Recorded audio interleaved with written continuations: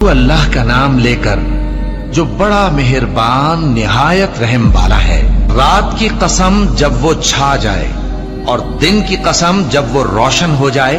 اور اس ذات کی قسم جس نے نر اور مادہ پیدا کیے کہ تم لوگوں کی کوشش طرح طرح کی ہے۔ سو جس نے اللہ کے رستے میں مال دیا اور پرہیزگاری کی اور بہترین بات یعنی کلمہ توحید کو سچ جانا، تو اس کو ہم آسان طریقے کی توفیق دیں گے، اور جس نے بخل کیا اور بے پرواہ بنا رہا اور بہترین بات کو جھوٹ سمجھا، تو ہم اسے رفتہ رفتہ سختی میں پہنچا دیں گے،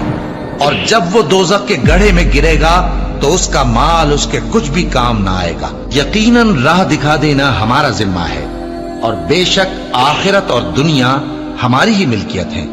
سو میں نے تم کو بھڑکتی آگ سے خبردار کر دیا ہے، اس میں وہی داخل ہوگا جو بڑا بدبخت ہے، جس نے جھٹلایا اور منہ پھیرا، اور جو بڑا پرہیزگار ہے وہ اس سے بچا لیا جائے گا۔ وہ جو اپنا مال دیتا ہے تاکہ پاک ہو،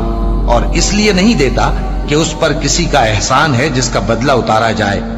بلکہ اپنے رب اعلیٰ کی رضامندی حاصل کرنے کے لیے دیتا ہے، اور وہ ان قریب خوش ہو جائے گا۔